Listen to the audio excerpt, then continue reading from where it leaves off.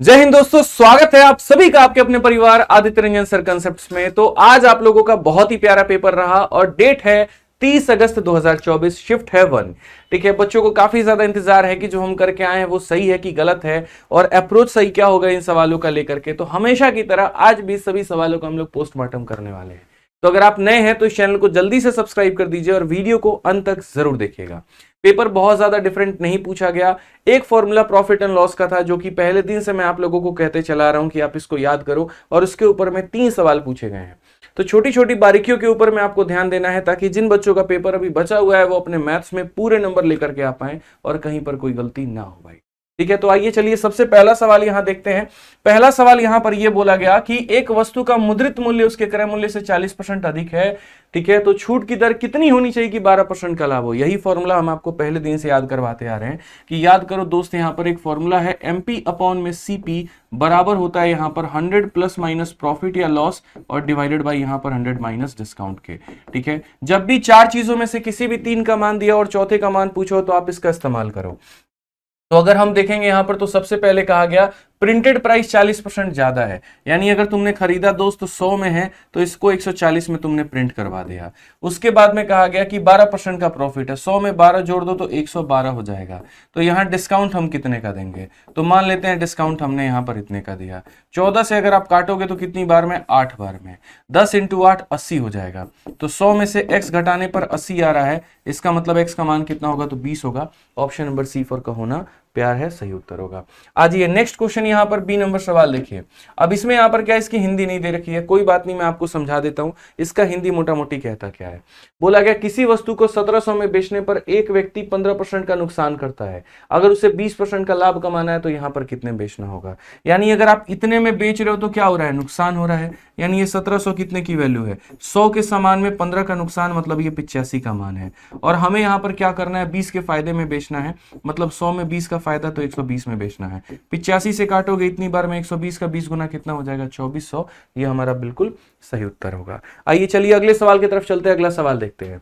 एक पुस्तक विक्रेता ने पुस्तक को 10% के हानि पर बेचा, यदि वह इतना अधिक में बेचता तो 10% का लाभ हो जाता। आप एक बात बताओ, पहले मैं हानि में था, अब मैं लाभ में आ गया, तो मुझे क्या हुआ, फायदा हुआ ना यार कहीं ना कहीं। तो कैसे मैंने किया, मैंने 10 रुपए के लॉस को 10 रुपए के प्रॉफिट में बदला है। इसका मतलब पहले तो मैंने 10 रुपए अपना लॉस कम किया और 10 रुपए मैंने और प्रॉफिट कर लिया। मतलब ऐसे मान लो पहले आप 5 रुपए के कर्जे में थे, अब आप 8 रुपए के प्रॉफिट में हो, तो आपने कितना कमाया, 13 रुपए। 5 रुपए अपना कर्जे को भरा, 8 रुपए का आपने प्रॉफिट कमा लिया, मतलब 13। तो वही बात है, 10% का लॉस आपने पहले इसको कवर किया है और 10% के प्रॉफिट में आए यानी 20%।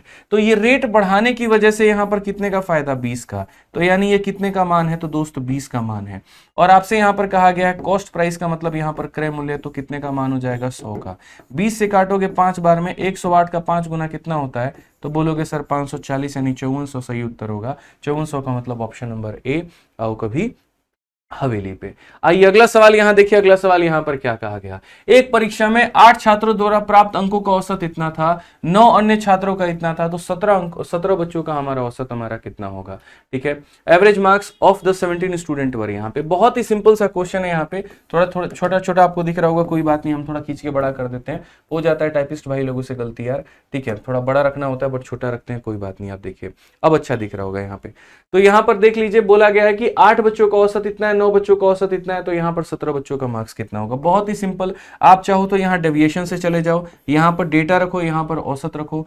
8 बच्चों का औसत हमारे पास में कितना है, 5.1 है, और 9 बच्चों का औसत हमारा कितना है, 6.8 है भाई। यहाँ पर हम क्या करते हैं, इसी में से किसी एक को औसत मान लेते हैं, या ऐसा कह लो हम यहाँ पर मान लेते हैं, इसी को औसत मान लेते हैं। ये हमारा हो गया औसत, 5.1 औसत हो गया। तो जब यहाँ पर हम डेविएशन निकालेंगे तो ना इससे कम है ना ज्यादा है, तो इतना हो जाएगा। ये हमारा कितना ज्यादा है, 1.7। ये हमारा कितना ज्यादा है, तो 1.7 ज्यादा है। और कितने लोगों पर है, तो 9 लोगों पर है। अब यहां पर क्या होता है भाई, जितना भी ज्यादा होता है हमारा, यहां पर यहां कोई ज्यादा नहीं है, यहां ज्यादा है, तो जो भी ज्यादा होता है उसको सब लोगों में बांट देते हैं। तो जो भी ज्यादा उसको 17 लोगों में यहां पर बांट दीजिए, आप 17 लोगों में बांट दीजिए। तो अगर आप 17 लोगों में बांटेंगे तो ये आपका 0.1 बार में यानी 0.9 बार में काट देगा। तो आपका जो करेक्ट आंसर होगा वो कितना होगा, 5.1 में 0.9 जोड़ दो, 6 आ जाएगा। डी फॉर देवसेना हो जाएगा, बात खत्म। बाकी बेसिक से करना है, 8 into 5.1 plus 9 into 6.8 divided by 17, वो हो सकता है, बट वो आपका कैलकुलेशन बढ़ाएगा और कुछ नहीं करेगा। ठीक है, ध्यान रखिए इस बात का। नेक्स्ट क्वेश्चन आप यहां पर देखिए, 7 क्रमागत धनात्मक पूर्णांकों का औसत इतना है, सबसे छोटा कौन सा होगा? 7 नंबर 1 2 3 4 5 6 7, जो औसत होता है वो हमेशा बीच वाला होता है। और 7 लोगों का औसत हमारा कितना 126 है, तो पीछे सारे के सारे कम होंगे, आगे सारे के सारे ज्यादा होंगे। 26 में से एक कम करो 25, 25 में से एक कम करो 24, 24 में से एक कम करो 23। छोटी संख्या बोलेगा तो 123 बता देंगे, और बड़ी बोलता तो एक जोड़ो 27, 28, 29, तो सबसे बड़ी वाली 29 हो जाती। ठीक है, आइए चलिए नेक्स्ट क्वेश्चन की बात करते हैं, अगला सवाल देखते हैं। एक बर्तन में दूध और पानी का अनुपात इतना है, यदि हम 10 लीटर दूध 10 लीटर पानी मिलाते हैं तो अनुपात इतना हो जाता है। जब दोनों में बराबर इंक्रीज या डिक्रीज हो रहा होता है ना, तो हम यहाँ पर डिफरेंस मेथड लगाते हैं। यानी पहले यह अनुपात हमारा 3 और 4 का था, उसके बाद में यह अनुपात हमारा 4 और 5 का हो गया, इधर भी 10 लीटर बढ़ा, इधर भी 10 लीटर बढ़ा है, तो डिफरेंस मेथड लगाओ। यहाँ पर इनका डिफरेंस सेम है, यहाँ पर इनका भी डिफरेंस सेम है, तो आपने कितना यूनिट बढ़ाया? तो आपने कहा सर 1 यूनिट, और 1 यूनिट का मान कितने लीटर के बराबर? तो 10 लीटर के बराबर। तो क्वेश्चन में कहा था how much quantity of total mixture was present initially. 1 का मान 10 है, तो यहाँ पर 7 यूनिट थे, तो 7 का मान कितना हो जाएगा? 70 हो जाएगा। बहुत ही आसान पेपर था आज आप लोगों का, कोई बहुत ज्यादा टफ देखने को यहाँ पर नहीं मिला है। आइए अगला सवाल देखते हैं क्या कहा गया। ए और बी स्टील के 2 भारी खंड हैं, यदि बी को ए के शीर्ष पर रखा जाता है तो वजन 60% से बढ़ जाता है। आसान भाषा में अगर बोले तो मानो यहाँ पर पहले वजन कितना था दोस्तों? तो पहले वजन आपका 100 किलो हुआ करता था, या पहले मान लीजिए यहाँ पर ये ए नाम का स्टील था, ठीक है, तो यहाँ पर इसका वजन कितना हुआ करता था? तो 100 किलो। जैसे हमने यहाँ पर क्या रखा, इसके ऊपर एक बी नाम का ब्लॉक और हमने रख दिया, तो इससे वजन बढ़ करके पूरा वजन हमारा कितना हो गया? पूरे ब्लॉक का वजन यहाँ से 60% बढ़ करके 160 हो गया। तो आप एक बात बताओ, एक ब्लॉक को रखने पर वजन आपका बढ़ जाता है, और कितना बढ़ जाता है? 60% से। तो यहाँ पर इस अकेले का मान 100 किलो, पूरे का मान 160 किलो, तो इसका अकेले का मान कितना हो जाएगा? तो मेरे भाई 60 किलो हो जाएगा। अब क्वेश्चन में यहाँ पर ये कहा गया है, तो ए और बी के कुल वजन की तुलना में कितना वजन कम हो जाएगा? लेकिन कब? जब बोला गया यदि बी को ए से मेरे भाई हटा दिया जाता है, तो यहाँ पर बी को हटा दिया जाता है, तो बी को हटा दिया जाता है तो कितना कम हो जाएगा? 60। और किसके तुलना में? तो टोटल की तुलना में, तो 60/160 इंटू 100% भाई मेरे यहाँ पर। यदि तुम बी को हटा देते हो, मतलब इतना हटा देते हो टोटल में, अगर काटोगे 20 से 3 बार में, 20 से 8 बार में, 3/8 इंटू 100 कितना होता है? 37.5 होता है। Option number B for Baahubali सही उत्तर है भाई। आइए चलिए नेक्स्ट क्वेश्चन यहां देखिए, अगला सवाल यहां पर क्या कहा गया। साधारण ब्याज पर 20 वर्षों में कोई धनराशि 4 गुना हो जाती है तो ब्याज का दर ज्ञात करो। ऐसे मान के चलो मेरे पास में 100 रुपए थे, और वो 4 गुना हो गया तो 400 रुपए हो गया, तो मैंने ब्याज कमाया कितने का? 300 रुपए का। और ये 300 रुपए मैंने कितने सालों में कमाए हैं? तो 20 सालों में। तो 1 साल में मैं कितना कमाऊंगा? 1 साल में कमाऊंगा मेरे भाई 15। 1500 का कितना परसेंट है? 15% है। तो ऑप्शन नंबर कौन सा होगा मेरे भाई?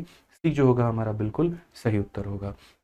आइए अगला सवाल देखिए, यहां पर क्या कहा गया। 10% की छूट देने के बाद में 8% का लाभ प्राप्त करने के लिए क्रय मूल्य संचित मूल्य को कितना परसेंट अधिक होना पड़ेगा? वही वाला फॉर्मूला जो हम आपको पढ़ाए थे, और फॉर्मूला हमारा क्या था? तो एमपी अपॉन में सीपी बराबर 100 में प्रॉफिट को जोड़ दिया जाता है। तो प्रॉफिट तुम्हारा 8 का है, तो 100 में 8 को जोड़ दो तो हो जाएगा 108, और उसके बाद में 100 में डिस्काउंट को कम कर दिया जाता है, 100 में 10 कम कर दो तो हो जाएगा 90।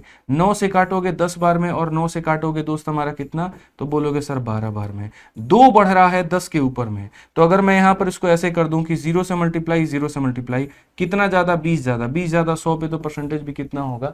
20% होगा। 1 सेकंड में आप ऐसे सवालों का उत्तर भाई दे सकते हैं। आइए अगला सवाल की तरफ बढ़िए। अगला सवाल देखिए, ए और बी के आयु का अनुपात 3 और 2 है। 10 वर्षों के बाद में उनका योगफल हमारा 80 होगा, तो यहाँ पर उनका वर्तमान आयु क्रमशः कितना होगा? इसको बेसिक से बना दे क्या? तो मानो यहाँ पर प्रेजेंट एज हमारा 3x और 2x है, यहाँ पर ये 3x है और ये कितना है? 2x है। ठीक है, ऐसे मान करके चलते हैं कि एक बंदा 3x और एक हमारा 2x है। बोला गया 10 वर्षों के बाद में उनका सम हमारा कितना हो जाएगा? 80। 10 वर्षों के बाद में ये हमारा 3x प्लस कितना हो जाएगा? देखो अभी ये 3x और ये हमारा 2x है, 10 वर्षों के बाद में ये 3x प्लस 10 हो जाएगा, और 10 वर्षों के बाद में ये हमारा इतना हो जाएगा, और दोनों का जो सम है वो हमारा कितना हो जाएगा? तो 80 हो जाएगा। 3 और 2 हमारा हो जाएगा 5x। 5x का मान हमारा कितना हो जाएगा? 60 हो जाएगा। x का मान दोस्त हो जाएगा 12, और x का मान 12 हो जाएगा। तो बोला गया व्हाट आर देयर रिस्पेक्टिव प्रेजेंटेजेस। ठीक है, तो प्रेजेंटेज का मतलब 12 × 3 36, और 12 × 2 हमारा 24, यानी ऑप्शन नंबर ए आंसर होगा। ठीक है, तो ए और बी के आयु का अनुपात इतना है, 10 वर्ष के बाद उनके आयु का इक्वल इतना होगा, वर्तमान हमारा इतना आ गया। x का मान 12, तो 12 × 3 = 36, 12 × 2 = 54 मेरे भाई, यहाँ पर 12 × 2 = 24 यहाँ पे। ठीक है, आइए चलिए नेक्स्ट सवाल पढ़ते हैं। अगला सवाल देखते हैं क्या कहा गया। एक डॉक्टर इतना रुपया उधार लेता है और वह 2 समान वार्षिक किस्तों में पैसा वापस करता है। यदि चक्रवृद्धि ब्याज की वार्षिक दर 4% है तो यहाँ पर किस्त का मूल्य कितना होगा। चक्रवृद्धि ब्याज के किस्त के ऊपर में सवाल पूछा गया है जो कि बहुत हल्का है, आराम से इसको लपेट दो। 4% की वैल्यू 1/25 होती है, तो यानी इतना मान करके चलो कि पहले 25 था और बाद में 25 का यहाँ पर एक ब्याज लेकर के 26 हो गया।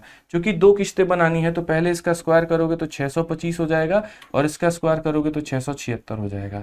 इसको भी 26 से गुना करो तो यहाँ पर इधर भी 26 से गुना हो जाएगा। 25-26 मिलकर के 650 बनाते हैं और यहाँ पर ये तुम्हारा हो जाता है 625। क्वेश्चन में ये देखो दिया क्या है, पूछा क्या है। एक डॉक्टर इतने रुपए का उधार लेता है, मतलब यहाँ पर अगर हम देखेंगे तो 1275 रुपए का उधार ले रहा है। तो यहाँ पर ये जो पैसा है तुम्हारा 3825 भाई मेरे, ये कितने का मान है, तो जो तुमने उधार लिया यहाँ पर 1275 इसका मान है। और उसके बाद में यहाँ पर कहा गया है कि प्रत्येक किस्त बताओ, मतलब 676 का मान बताओ। ठीक है, अब अगर आप यहाँ देखोगे तो ये तुम्हारा कितनी बार में काट रहा है, 3 बार में। 1200 का 3 गुना 3675 का 3 गुना 225 हो जाएगा भाई, तो ये हो जाएगा। अब इसका 3 गुना कर दो तो बोलोगे 6 × 3 18, 7 तिरके 21 और 22 और यहाँ पर 20 28, ये हमारा बिल्कुल सही उत्तर होगा, ऑप्शन नंबर बी होगा। बाकी दूसरा तरीका मैं आपको ये भी बता सकता हूँ। एक और तरीका है आपको सवाल को हल करने का, और वो यहाँ पर क्या है कि आप इसको विद इन सेकेंड हल कर सकते हो। दोस्तों पहले दिन से मैं आपको एक बात बोलते आ रहा हूँ और वो यहाँ पर ये बोलते आ रहा हूँ कि समझना, जो आपने यहाँ पर पैसा इंस्टॉलमेंट के फॉर्मेट में बनाया है तो आपकी जो इंस्टॉलमेंट है वो किसकी मल्टीपल होगी मेरे भाई, 676 की मल्टीपल, या ऐसे कह लीजिए 26 की मल्टीपल। और संख्या हो नहीं सकता, और संख्या नहीं हो सकता, और संख्या नहीं हो सकता, एकमात्र यहाँ पर यही संख्या है जो 26 की मल्टीपल भी है और इवन भी है। क्योंकि सम के जगह पर आपको यहाँ पर सम दिया गया है तो यहाँ पर इंस्टॉलमेंट का ही ये मल्टीपल होगा। ये पूर्ण रूप से उसको अगर काट देता है तो यहाँ पर इसी का ये मल्टीपल होगा, और ये मल्टीपल है, ऑप्शन नंबर सी हमारा आंसर है। तो हम ऐसे भी बना सकते थे। आइए चलिए नेक्स्ट क्वेश्चन की बात करते हैं। अगला सवाल देखिए क्या कहा गया। 2 संख्याओं का योगफल इतना, उनका महत्तम समावर्तक कितना है, तो इनके बीच में युग्म कितना होगा। पहली बात, कोई भी संख्या होती है ना तो वो HCF का ही मल्टीपल होती है। तो ऐसे मान के चलो पहली वाली संख्या हमारी 4x थी और दूसरी वाली संख्या हमारी 4y थी। ठीक है, पहली वाली संख्या 4x थी, दूसरी वाली 4y थी, और दोनों का जो सम दिया गया है वो हमारा मेरे भाई 36 है। तो यहाँ पर अगर हम काटेंगे तो यानी x + y का मान हमारा 9 आ जाएगा। अब ये x + y क्या होते हैं, तो इंग्लिश में कोप्राइम होते हैं और हिंदी में सहअभाज्य संख्या इन्हें कहते हैं। यानी 2 ऐसी संख्याओं का जोड़ हमें 9 लेना है जो आपस में सहअभाज्य हो।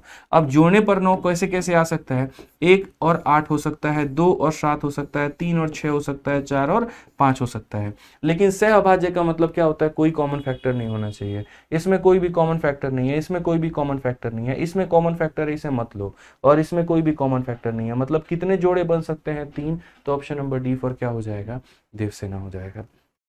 ध्यान रखिए। अगला सवाल देखिए, टाइम स्पीड डिस्टेंस का बढ़िया क्वेश्चन है और टाइम स्पीड डिस्टेंस के काफी सारे क्वेश्चंस आपसे पूछे गए हैं।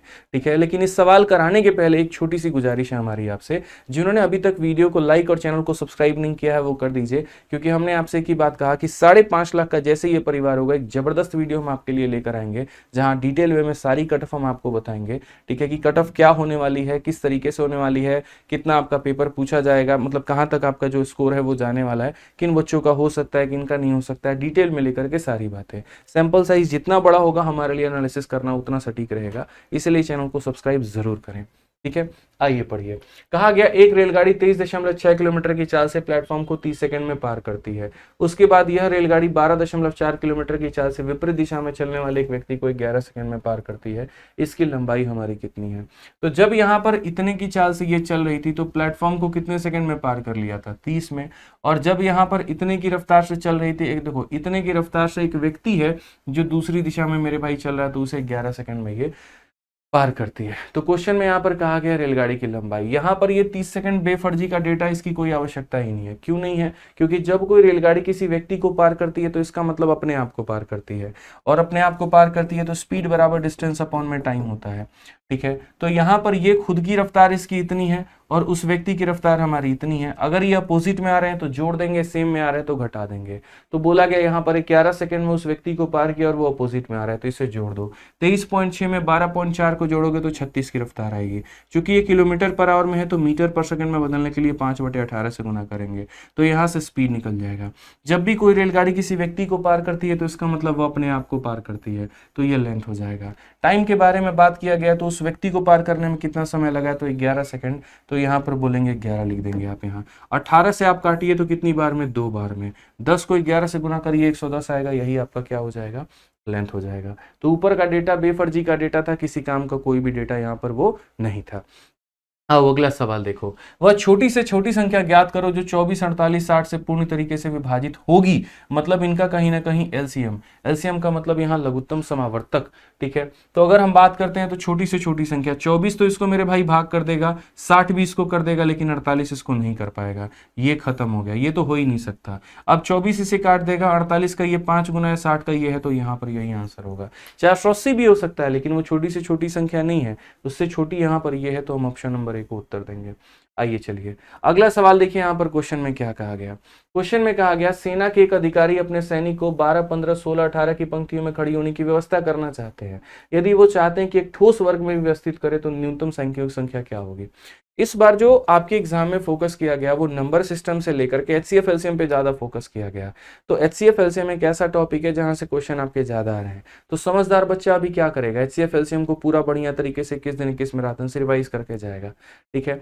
अब कायदे से जो कंसेप्ट इस्तेमाल हो रहा है वो यहाँ पर एलसीएम आपको लेना है कि एक ऐसी संख्या ले ले यहाँ पर जो सबका एलसीएम हो, और उसके बाद में जो फैक्टर कम पड़ रहा हो उसमें उस फैक्टर को मल्टीप्लाई करके परफेक्ट स्क्वायर बना दे, ठीक। बट मैं इसको ऑप्शन से करना आपको सिखाऊंगा यहाँ पर कि कैसे करना है। आपको एक ऐसी संख्या लेनी है जो यहाँ पर सब लोग उसको भाग भी कर पाए और वो संख्या एक अपने आप में परफेक्ट स्क्वायर भी हो। तो यहाँ पर ये देखो, जैसे ये परफेक्ट स्क्वायर नहीं है और ये परफेक्ट स्क्वायर नहीं है, तो ये हो सकता है और ये हो सकता है। अब इन दो लोगों में आप 16 से इसको काट करके देखिए, क्या 16 से आप ये काट पा रहे हैं, नहीं काट पा रहे हैं, तो ऑप्शन नंबर ए जो होगा वो क्या होगा, करेक्ट आंसर होगा। इस तरीके से आपको सवालों को पेपर में करना होता है, ठीक है। एग्जाम हॉल है, वहां पर ऑब्जेक्टिव पेपर है, तो ऑप्शंस के ऊपर में भी ध्यान दो। जितने नजर सवाल पे उतने नजर ऑप्शंस पे, ये पहले दिन से मैं सिखाते आ रहा हूँ, ध्यान रखो भाई। आ जाओ 16 नंबर क्वेश्चन में कहा एक ट्रेन 6 किलोमीटर प्रति घंटे और 5 किलोमीटर प्रति घंटे की गति से ट्रेन की समान दिशा में चल रहे दो पुरुषों को पार करती है और 11 सेकंड और 10 सेकंड का समय लेती है, तो ट्रेन की खुद की गति क्या है। तो भाई यहां पर समझिए, जब भी कोई एक ट्रेन किसी व्यक्ति को पार करती है तो यहाँ पर स्पीड में हम दोनों का ले रहे होते हैं, डिस्टेंस सिर्फ ट्रेन का लिया जाता है, टाइम तो पता ही है। तो पहले स्थिति में अगर हम बात करें तो ट्रेन की रफ्तार मान लीजिए एस हो गई भाई, ठीक है। चूंकि सेम डायरेक्शन में जा रहे हैं तो यहाँ पर माइनस करो, तो ये तुम्हारा हो गया स्पीड। चूंकि ये किलोमीटर पर आवर में है तो इसे मीटर पर सेकंड में बदलने के लिए 5/18 से गुना करेंगे, तो ये स्पीड बराबर क्या हो जाएगा, ट्रेन का डिस्टेंस एल मान लेते हैं और टाइम हम कितना देख लेते हैं भाई। तो टाइम की अगर हम बात करें तो पहले वाले को 11 सेकंड में पार किया, स्पीड बराबर डिस्टेंस अपॉन टाइम। दूसरे केस में अगर हम बात करते हैं तो यहाँ पर दूसरे में s माइनस 5 इंटू मेरे भाई 5/18 और यहाँ पर ये हो जाएगा हमारा L/10 हो जाएगा। कुछ मत करो, बस दोनों का रेशियो ले लो अपनी तरफ से। इससे क्या होगा, तुम्हारा ये LL खत्म हो जाना है भाई, और कुछ होना नहीं है। 5/18 से 5/18 खत्म हो जाना है यहाँ पे, ठीक है। अब हम आपको बता देते हैं यहाँ पर, तो ये बेसिकली आपका क्या फंडामेंटल बन गया। तो आप यहाँ पर ये बात बोलोगे, सर देखो कुछ मत करिए आप यहाँ पर, ठीक है। आप यहाँ पर ये काम कर सकते हैं कि जैसे इसको उल्टा पुल्टी कर सकते हैं। इसको उल्टा पुल्टी कैसे कर सकते हैं, आप यहाँ देखिए, ये s माइनस आपका 6 हो चुका है और यहाँ पर आपका ये s माइनस 5 हो चुका है, ठीक है। ये मेरे भाई 1/, ऐसे समझ के चलो सर ये 1/11 है और यहाँ पर 1/ क्या है, 10 है। मैं पहले भी बता रखा हूँ, पहला आखिरी ऊपर में गुना होता है और ये दोनों आपको यहाँ पर गुना हो जाते हैं। क्रॉस मल्टीप्लाई मार के सॉल्व कर लो, तो बोलोगे सर यहाँ पर ये हो गया 11s में से यहाँ पर चला गया 66 और यहाँ पर 10s में से चला गया 50। अगर आप यहाँ देखोगे 11 में से 10 घटाओगे, s का मान कितना हो जाएगा, 16। तो ये हमारा बिल्कुल ऑप्शन नंबर C4 का होना प्यार है, सही उत्तर हो जाएगा, ठीक है।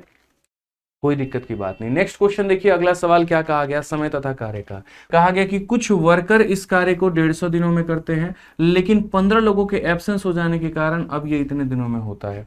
तो ऐसे मान करके चलो कि पहले X वर्कर थे और उस कार्य को उन्होंने 150 दिनों में किया था, और अब यहाँ पर कितने वर्कर कम आए, तो 15 वर्कर यहाँ पर कम आए हैं, और अब वो जो कार्य है वो खत्म हुआ 165 दिनों में, ठीक है। इतने वर्कर इतना दिन और इतना वर्कर इतना दिन, तो आप बड़े आराम से इसको काट सकते हैं। 15 से अगर आप काटेंगे तो 10 बार में, और 15 से काटेंगे तो आपका 11 बार में। कोई टेंशन की बात नहीं है। 10x की वैल्यू हमारी 11x माइनस 165 है, ठीक है। ये उधर जाएगा, ये उधर आएगा, x की वैल्यू 165 हो जाएगी, बात खत्म। यानी कितने मजदूर थे, 165 थे यहाँ पे, समझ गए। चलिए आ जाइए नेक्स्ट क्वेश्चन की बात करते हैं। अगला सवाल देखिए यहाँ पर क्या कहा गया है। इसमें बोला गया A B को 10% वार्षिक दर पर साधारण ब्याज पर 30,000 रुपए उधार देता है। 5 वर्षों के बाद में बी बकाया राशि निपटाने के लिए 40,000 रुपए और एक घड़ी लौटाता है, तो यहाँ पर घड़ी का मूल्य ज्ञात करिए। मैं आपसे 30,000 रुपए लेकर के आया और मैंने उसके बाद में आपसे कहा कि मैं ब्याज भी दूंगा, और कितना ब्याज दूंगा, तो आप मेरे को जो है 10% के हिसाब से 5 सालों का ब्याज लीजिए। 10 इंटू 5 50%। किसी भी संख्या का 50% उसका आधा होता है। मतलब मैं आपसे 30,000 रुपए मेरे भाई लेकर के आया हूं और ब्याज के तौर पे कितना दूंगा, 50%, मतलब इसका आधा, इसका आधा यानी 15,000। तो कुल मिलाकर के मैं मेरे भाई आपको 45,000 रुपए देने हैं मुझे, लेकिन 45,000 में मैंने 40,000 रुपए दे दिया है, ठीक है। तो यानी कितने रुपए मुझे और देने हैं, तो 5,000। लेकिन वो 5,000 मैंने आपको दिए नहीं है और उसके जगह पर एक वॉच मैंने दे दिया, घड़ी मैंने दे दी, तो बोला गया घड़ी की कीमत कितनी है, तो इसका मतलब घड़ी की कीमत कितनी है, तो 5,000 है। समझ गए। आइए चलिए अगला सवाल यहाँ देखिए, समय तथा कार्य का क्या कहा गया। ए और बी किसी कार्य को 10 दिनों में, बी और सी 15 दिनों में, सी और ई 12 दिनों में। सीधा सीधा उठ करके शीट का क्वेश्चन आया हुआ है, ठीक है। आप सीधा सीधा उड़ा करके इसको फेंक देते, कहीं कोई दिक्कत की बात नहीं आती। ए बी का बात कहा गया, बी सी का बात कहा गया, ए सी का बात कहा गया। तो ए और बी उस कार्य को कितने दिनों में करते हैं, 10। बी और सी उस कार्य को कितने दिनों में करते हैं, तो 15। और ए और सी उस कार्य को करते हैं 12। 10, 15, 12 का एलसीएम हमारा कितना होता है, तो 180 होता है भाई। क्वेश्चन में कहा गया सब मिलकर के काम कितने दिनों में करेंगे। जरूरी नहीं है, यहाँ पर हो सकता है एलसीएम कुछ और, हमने 180 मान लिया, जाओ 360 भी हम मान सकते हैं, कोई दिक्कत नहीं है। हालांकि 10, 5 सबका एलसीएम 60 होता है, मैंने 60 की जगह 180 मान लिया, कोई दिक्कत की बात नहीं है। काफी लोग परेशान हो जाते हैं, अरे गुरुजी इसका तो एलसीएम 60 था, आप 180 लिख दिए। हम यहाँ पर देखो जो भी संख्या आ रहा है ना उसका डबल ले लिया करो, उसके फायदे में रहोगे। जैसे इसका एलसीएम 60 है, तो चूंकि जोड़े में है यहाँ पर, तो इसका डबल ले लो, ठीक है। 120 को 10 से भाग करोगे 12, 120 को 15 से करोगे 8, 120 को इससे करोगे 10 आ जाएगा भाई। अब यहाँ पर देखो सबको जोड़ो, तो सबको जोड़ोगे तो 2 time of A plus B plus C आपका आने वाला है। और यहाँ जब सबको जोड़ोगे 12, 8, 20, 10, 30 आने वाला है। यहाँ पर इसे काटोगे तो कितना हो जाएगा, 15 हो जाएगा। और अगर ये 15 हो जाएगा तो सबकी क्षमता कितनी हो जाएगी, 15। तो समय बराबर क्या होता है, कार्य। कार्य कितना है, 120, और क्षमता कितनी है, 15, यानी कितने दिनों में निपटा देंगे, 8 दिनों में। तो यहाँ simple option number D for Devasena उत्तर हो जाएगा। यहाँ 180 लो, 120 लो, कोई फर्क नहीं पड़ता है, तब भी तुम्हारा उत्तर सही आएगा भाई, ठीक है। आ जाओ यहाँ पर नेक्स्ट क्वेश्चन देखते हैं, अगला सवाल क्या कहा गया। एक छात्र ने जितने सही उत्तर दिए हैं उससे दोगुनी तो गलतियां की हैं। कुल मिलाकर के 48 प्रश्नों का प्रयास किया, तो कितने प्रश्न उसके सही हैं।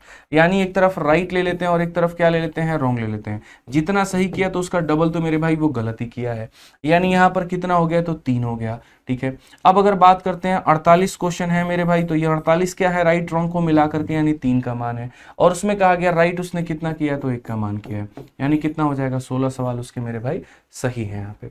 आइए चलिए नेक्स्ट क्वेश्चन यहाँ देखिए, एक ऑपरेटर का सवाल भी आपके सामने है, ये भी आपके पेपर में पूछा गया। देखिए जरा इस सवाल में यहाँ पर क्या कहा गया, जरा पढ़िए। तो क्वेश्चन में यहाँ पर ये बोला गया, समझिए।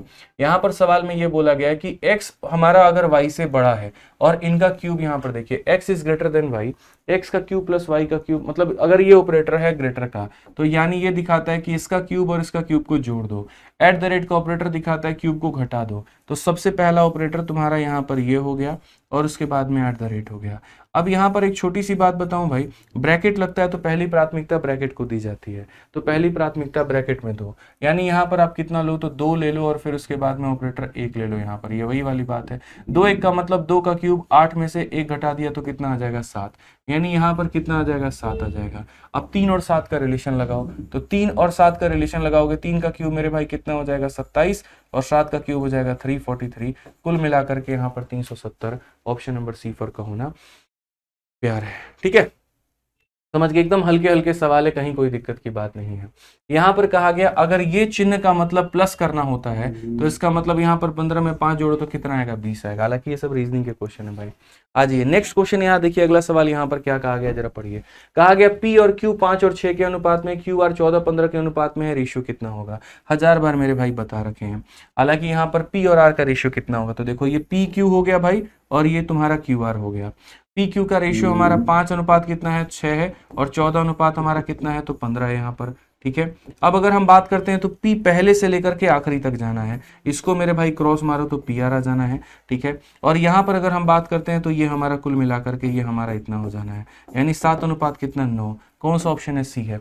तो जब भी पहले से आखिरी में जाना होता है सीधा मल्टीप्लाई मारो, बात खत्म। ए बी बी सी ए सी यहाँ लिखा होता है, पहले से आखिरी में जाना है, मल्टीप्लाई करो, इधर मल्टीप्लाई करोगे पी आर आ जाएगा, इधर मल्टीप्लाई करोगे 7 और 9 आ जाएगा। आइए चलिए अगला सवाल देखिए, अगला क्वेश्चन यहाँ पर क्या कहा गया है। एक बस कोची से कोयम्बटूर जा रही है, प्रत्येक 15 मिनट में, मिस्ट नहीं है वो, 15 मिनट में 4 स्टॉप के साथ बस की औसत गति जो है हमारी 50 किलोमीटर प्रति घंटा हो जाती है, लेकिन ड्राइवर के बिना रुके बस की औसत चाल हमारी 60 किलोमीटर प्रति घंटा की है, तो कोची से कोयम्बटूर की दूरी कितनी है?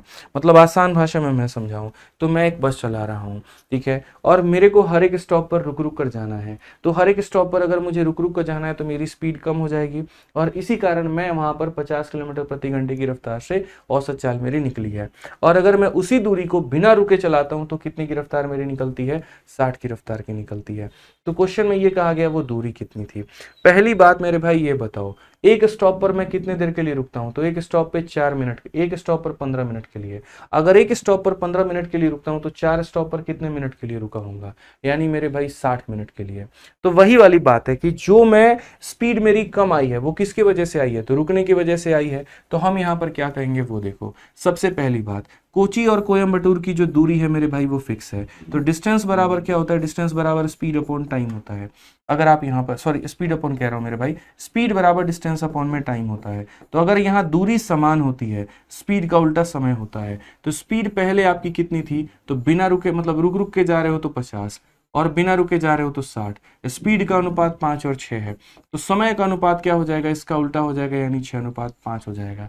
यानी यहाँ पर रुक कर जा रहे हो तो 6 घंटे लग रहे हैं, और बिना रुके जा रहे हो तो कितना लग रहा है? 5 यूनिट समय लग रहा है। यानी यहाँ कितना यूनिट ज्यादा लग रहा है? तो 1 यूनिट ज्यादा लग रहा है। और ये 1 यूनिट आपको ज्यादा क्यों लग रहा है? क्योंकि उतने देर का आपका स्टॉपेज रहा है, ठीक है। तो आपका एक्चुअल स्टॉपेज रहा कितने का है? एक स्टॉप पर 15 मिनट, तो 4 स्टॉपेज पर कितना मिनट? 60 मिनट। तो एक्चुअल में जो आपका स्टॉपेज रहा है वो मेरे भाई 60 मिनट का रहा है, या ऐसे कह सकते हैं एक्चुअल में जो स्टॉपेज रहा है वो आपका 1 घंटे का रहा है।